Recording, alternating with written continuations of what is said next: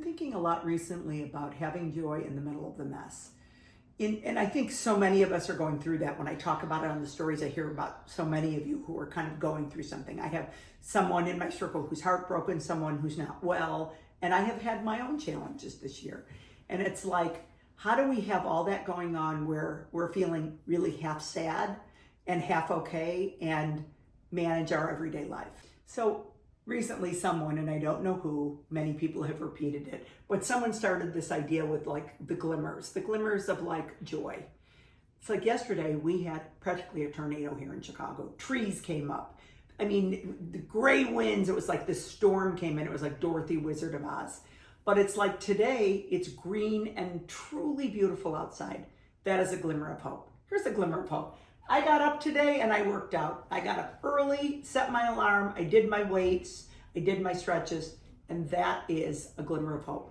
Look at this beautiful piece of art in this room. When I look at this piece of art, I love it and it gives me so much joy. So it's like, how do we have these dualities, these absolute glimmers of hope, and also the storm that's coming in that you can't believe?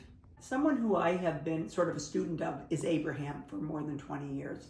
I first got interested in the law of attraction because my mom, when I was 18 years old, brought me to a workshop about it. And it's been sort of the foundation of my life. And it's something I have to remind myself and relearn about all the time. But it's the idea that it's your thoughts, it's what you're thinking about, it's your vibration that really creates your reality. So if you want a different reality, you might have to change some parts of you.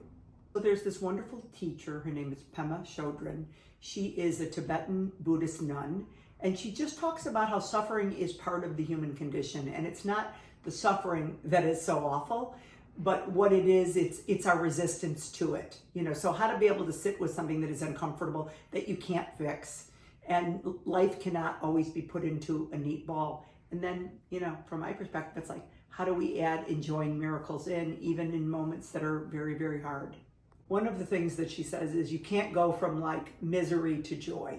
It's too far of a leap, but maybe you can go from really unhappy to feeling some relief. And then from that place of relief, you can eventually get to this other place.